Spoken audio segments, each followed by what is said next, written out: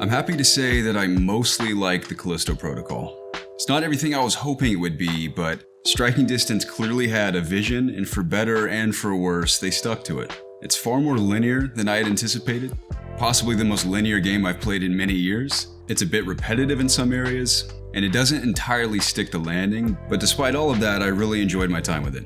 I believe it's at its best with its presentation. It's both visually and audibly a very engaging experience. Utterly breathtaking on PS5, especially running at full 4K 30 FPS. Didn't play the game that way, but I did try it, and it's so beautiful.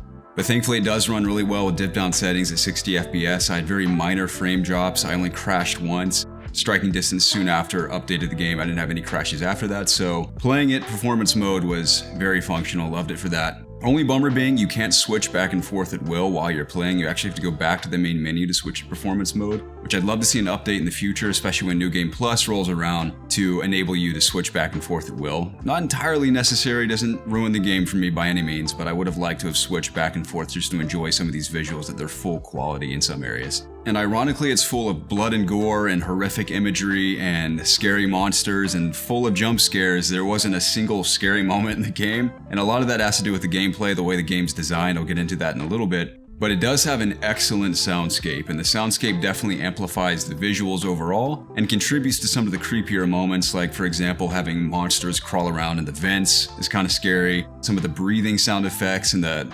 screams, and the sound design overall is very effective and greatly enhances the visuals.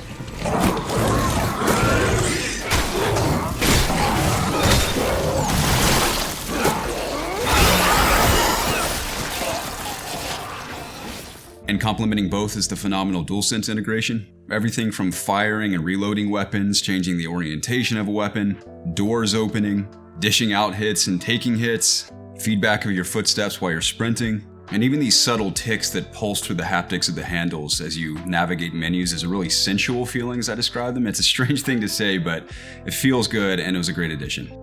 Now, combat mostly works for me. It's a delicate balance of dodging and melee, using your firearms, and your telekinesis grip ability. And each battleground sort of feels like a puzzle, I think is the best way I've heard people describe it, and I really agree with that, because melee certainly isn't catered to more than maybe 2 enemies at a time. And it's interesting because I see what they're going with the simplicity of dodging. Simply holding left or right and alternating based on the incoming hits is very simple. The only problem is a lot of this game feels like it's on rails to me, because dodging takes no effort, and I'm talking about the standard dodging. There's an accessibility feature where it'll auto dodge for you. Never enabled that, but even just going back and forth, dodging these hits takes minimal effort. And on top of that, you always follow up a dodge sequence with an auto lock-on with any of your weapons, which automatically locks onto a body part, fires at them, doesn't instantly kill them usually, but if you've gotten a few melee hits in and fired off a weapon with auto lock, it usually takes them down. And because of that, I rarely ever felt like I was putting much effort into combat, which isn't very rewarding to me, especially by the end of the game once you get into the loop and really master, throwing one enemy into a fan and they explode into a million pieces, and then shooting the head off of another one to keep them from spitting, and then meleeing, dodging. It really felt like a repetitive sequence by the end, but the first half of the game, especially at the beginning, was a lot of fun getting the hang of those things and beginning to understand that, okay, I see 5 or 6 enemies in this room. I know I can telekinesis at least 2 of them. I can dodge one and melee the other and then finish off another with a gun. So that balance is fun, but it kind of does too much work for you, and because of that, I didn't have as much fun by the end of the game. And Glenn Schofield has also said that they intentionally have kept the camera very claustrophobic, which I'm not totally opposed to, because it really does make it a more immersive experience, especially when going down these narrow corridors. But in combat, it almost breaks the game. I never was too frustrated with the combat, and I didn't have too many encounters where I got killed or overwhelmed by enemies, but it did make it very difficult to keep track of the action happening, especially when you have 3 or 4 guys trying to hit you at once. And he said that they intentionally did not include a quick turnaround option. So because of that, trying to keep track of everyone around you and spinning around and trying to dodge multiple enemies is almost impossible. That being said, I had to keep reminding myself is that every time I'd enter a combat arena, there were always options. Again, you can use your grip to throw guys away, whether that's killing them instantly with a spike wall or a spinning fan, or just getting them off of you, using your shotgun or handgun to blast someone back, and then meleeing someone else and dodging. So it isn't an impossible system, I just think it is definitely a flawed system. And firearms aren't obsolete. You can blow off heads and limbs and legs that do slow enemies down, like the spitters, for example. You can blow their head off and they'll stop spitting at you, that way they can only use melee. That does help And it's a shame because the gore system really is awesome, both visually and the way it responds to gameplay, but I do think the dodging in Melee was just, again, overpowered, so it made me use my guns a whole lot less. And whether they update this game to add the quick turnaround ability or add that in a future game, I think that would greatly help the combat scenarios. And since the game does all that work for you, I never truly felt threatened.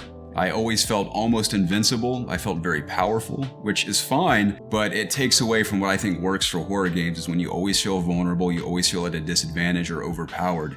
That said, Callisto's narrative and gameplay are really well paced. The rate at which you earn upgrades from your initial melee weapon to your baton, to your guns, to gun upgrades, to your suit and inventory upgrades, all of those just within the beats of the story really felt good to be rewarded in those specific moments. Every time I felt like I was getting used to the dodging or the melee or a specific version of a gun running out of inventory space, I was rewarded with new items and gear that enabled me to either choose what upgrades I wanted myself or just granted in-game story items that upgraded your character. So the unfolding of all of that and even the story beats, although the story is very simple, I'll get to that, were very rewarding as I played through the game, and that kept me coming back. It was the audio, it was the visuals, it was the loop of combat when I got used to it, and also the rewards I felt like I was getting as I progressed. Made it a very fun experience for the most part. And the manual upgrade system itself is very Dead Space inspired. You go to a little kiosk. You can't upgrade your suit in the game, but you can upgrade all of your weapons. You can find schematics for weapons if you explore. And all the upgrades were cool. They substantially improved each weapon. And of course, with melee and grip being the most powerful, I focused on those. So a lot of my guns didn't see many upgrades until the tail end of the game. But the baton nearly fully upgraded, and the grip in combination with that made me extremely deadly by the end of the game. And again, it's like the more I progress, the less spookier it got because I felt like a superhero.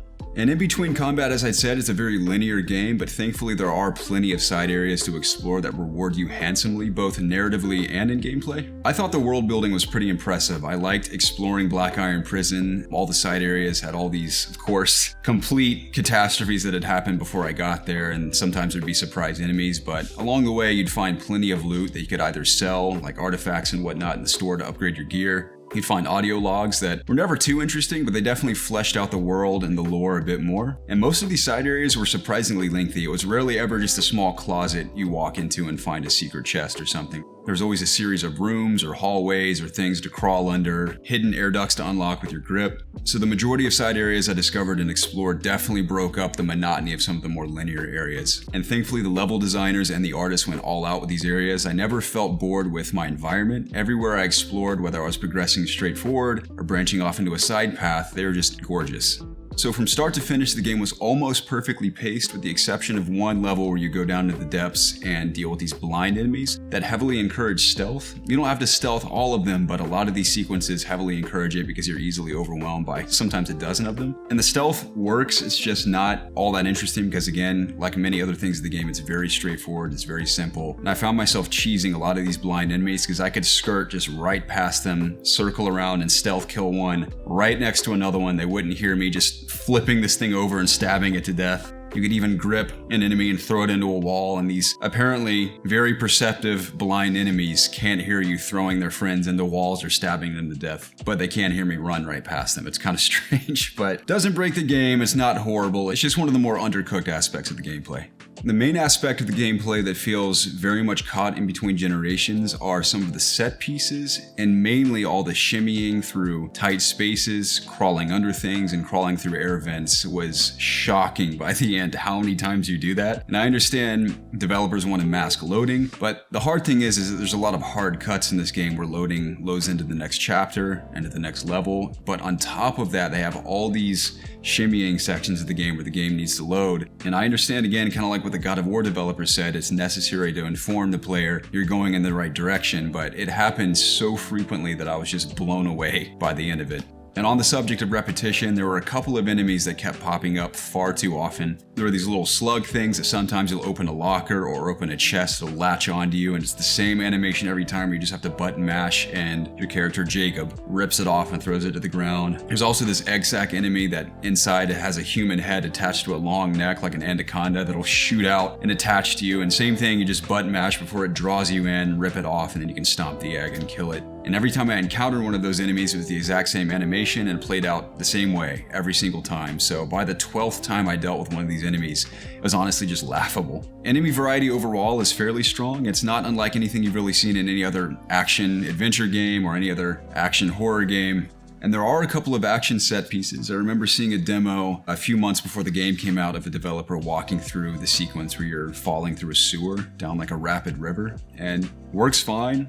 Looks cool, and the few moments like that in the game do successfully break up the linearity, but it isn't necessarily anything you haven't seen before. It's taking a page right out of an Uncharted game, and unfortunately where the game struggles most are in its boss battles. And sadly there are only 2 bosses in the game, and one of them you fight I think 4 times. And I had heard the horrors of the final boss fight. I'd heard many reviewers say it completely throws everything you've learned out the window and you have to fight him in a brand new way.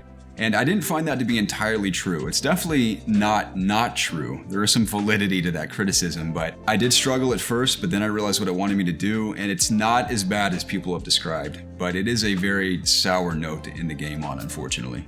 And the biggest bummer for me is that upon completing the game, I was eager to jump right back in because I had received all these upgrades, I'd made all these specific choices with my weapon upgrades, and of course I had more to go, and New Game Plus will enable me to continue that. It's just a shame I couldn't jump right back in because I was motivated to do so, wanted to play in a harder difficulty, wanted to get the rest of my collectibles, but I can't. It's not going to be ready until February 7th, I believe, and honestly I think that's kind of a loss because come February there'll be the Dead Space remake, the Resident Evil 4 remake will be right around the corner, and an abundance of other games coming out that month, so I doubt I'll be motivated to go back all the way in February, so that's kind of a bummer to me.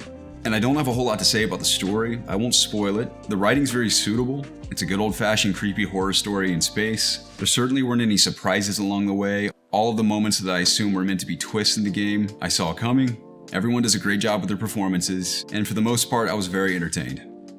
So it's great that the game runs well on PS5, it's just a bummer that a lot of PC players are still struggling to play the game smoothly. I know Striking Distance is updating the game over these subsequent weeks, but it should have been ready for launch, and it's not unlike many other game releases in the last few years. It's unfortunate, it shouldn't happen, it's just kind of a reality right now. And I can only wonder if the release for this game was rushed because they knew the Dead Space remake was coming, and although Callisto is very much its own thing, it does have that inspiration, has some of the original team members behind it, so I can understand if the team felt like they needed to get it out the door. But if that means your audience on other platforms is going to suffer, I just don't think it's worth it.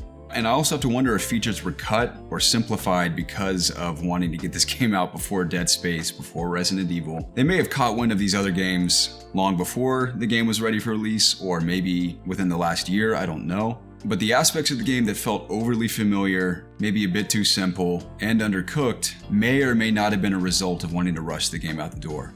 Can't say there's any truth to that, it's just a thought I've had as the game released and people have reacted to it over the last few weeks. So all things considered, I think I'd give the game a 7 out of 10. I would have probably gone with an 8 if New Game Plus is ready. Unfortunately, it's not. Not sure if I'm going to go back in February, but I do look forward to seeing what additional content comes to the game through DLC and, of course, New Game Plus. So if you enjoy survival horror games, especially if you like Dead Space back in the day, I do recommend playing Callisto. I mostly had a great time with it. I think Striking Distance as a studio and Callisto as an IP have tremendous potential, and I can't wait to see what improvements and additions they add to the first game, and of course, look forward to a sequel. Please let me know your thoughts down in the comments below. If you've played the Callisto Protocol, things you liked, disliked, loved, hated, anything you have to say, I'd love to hear it. I always respond to comments and I appreciate them. Thank you so much for watching. I hope you have a great week, and I'll see you in the next one.